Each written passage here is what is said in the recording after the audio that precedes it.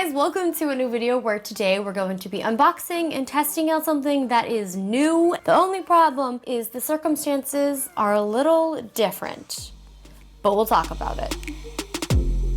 In front of you right now, I have the newly announced and released DJI Mavic Air 2. This is extremely exciting for me because my main drone before this was the original Mavic Air. So let's unbox it.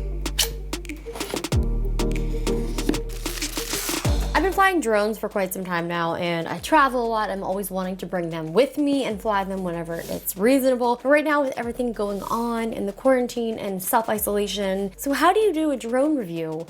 By either being around no one at all or being in the house? We're gonna figure that out.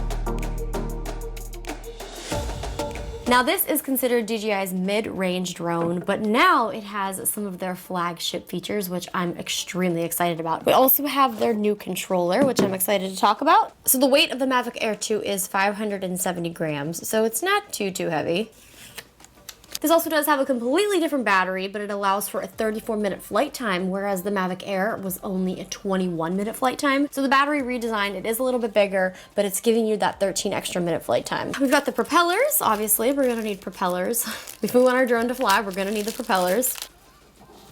All right, take off these other stickers.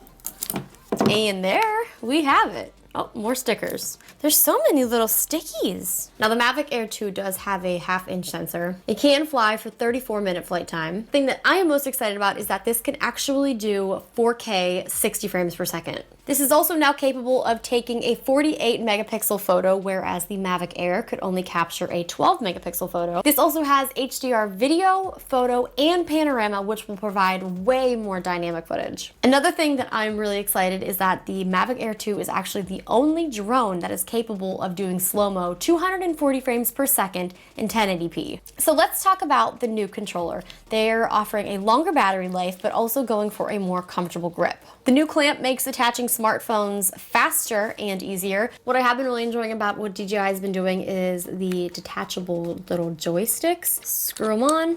This makes it much more easier if you're traveling. You don't have to worry about breaking them off. So I do like what they've done there. So the cord was actually already inside, so you can change it if you don't have the iPhone, but it comes standard with the iPhone cable. I couldn't find it. It was so sneakily hidden in a not so sneaky way.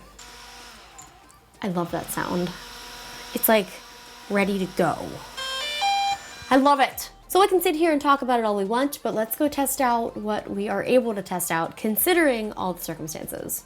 All right, so considering everything that's going on in the world, normally I would be out shooting in a really cool place, not in my sister's backyard. There's also a lot of things with drone restrictions where I wanted to fly in my house, but I live really close to a very restricted no-fly zone. So I physically could not fly the drone in my house. But right now, I'm just gonna fly it, do a quick little test, try out some of the new features, and just fly the drone in this very small little yard.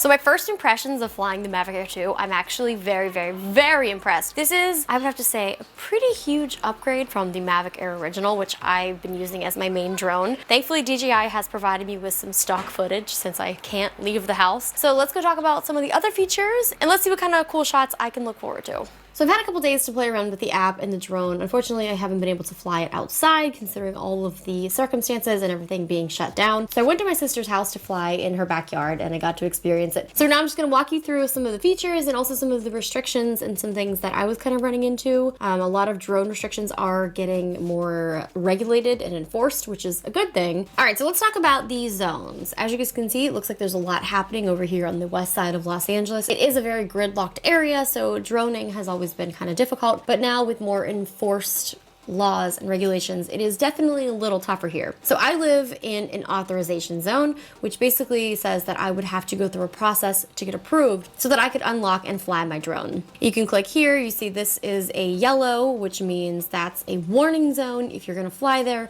you have to accept that you will be responsible for flying your drone. There's another one, which is the enhanced warning zone. So there are a lot of things to be aware of, which when I went to fly the drone in my house, I was very surprised that I couldn't do that because I've definitely done it before in this area. I've always been safe, but now the fact that I actually can't physically take off with this drone, it's a good thing because there definitely was too many things happening with drones, so I completely understand. So let's walk through some other things. Here we have the photo mode. We can take a single photo. We also have the 48 megapixel photo, which I'm very excited about. I'm excited to take some high quality landscape photos. We have the smart photo option, which will basically integrate scene recognition, hyperlight, HDR photography, all into one mode to achieve the optimal results. And we also have the AEB, which we can do a 3 or a 5.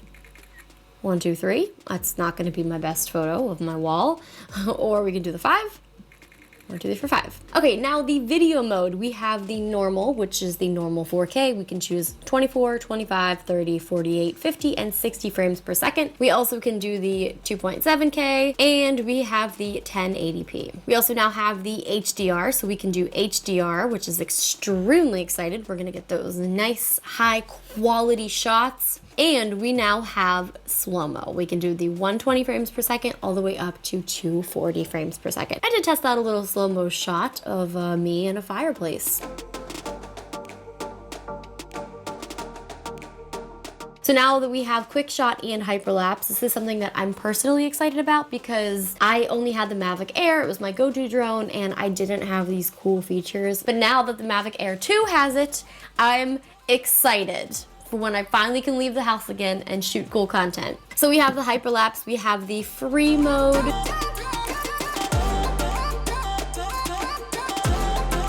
We have the circle mode.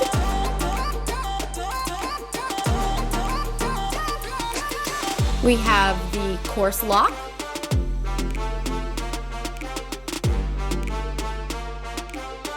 And we have the waypoint.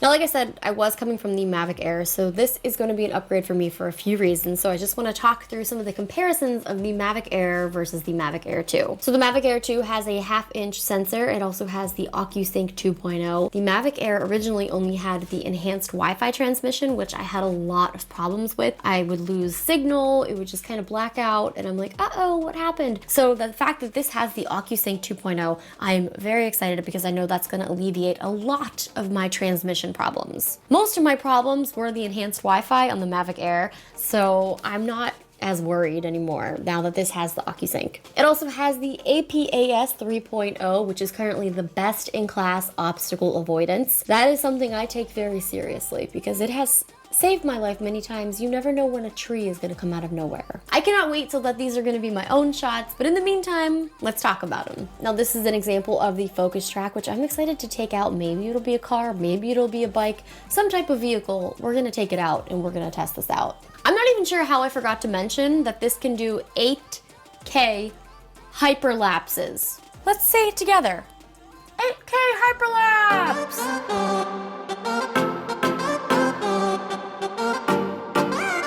That's gonna be one of my favorite features. I already know, and the fact that this battery life is so much longer, oh my gosh. And here we have another example of the active track. I think it's hilarious when people wave. Like, why do you wave to the drone? I do it all the time. I'm like, bye. We also have the hyperlapse using the free mode. And one of my personal favorites, the quick shot circle. We also have the focus track with the point of interest. So here you could lock on to a specific target that you had in mind. We've also got the quick shot boomerangs. And of course, we have the rocket. Oh my gosh, that's gonna be me. I cannot wait until that's me. Now the pricing for the Mavic Air 2 will start around $799 and the Fly More combo will be $988. So this was just kind of an unboxing and quick overview of what this drone can do. Unfortunately, I wasn't able to go out and test it because I'm staying home so that we can fight this thing and I can finally go out and take this on real adventures. The camera quality on this thing is incredible. The battery life is incredible. The new updated features. I am so excited that this drone is a thing. I was a little hesitant on the remote controller for a while there, but it's actually growing on me a little bit. I have to say, I'm just excited. This is an incredible drone. I know that I'm gonna get some amazing shots soon, hopefully, with this, and I think that DJI really nailed it. This is still a pre-production model, and they did send this to me. This is not a sponsored video, but they did send me a review unit, and I cannot wait to do a fuller, bigger review and show you guys just what type of content you can capture with the DJI Mavic Air 2. Thank you guys so much for watching. I will see you again soon for a new video. Make sure you subscribe. There's a link in the description if you guys want to check it out and purchase it. And I hope you're all staying safe and staying healthy, and I'll see you guys again soon.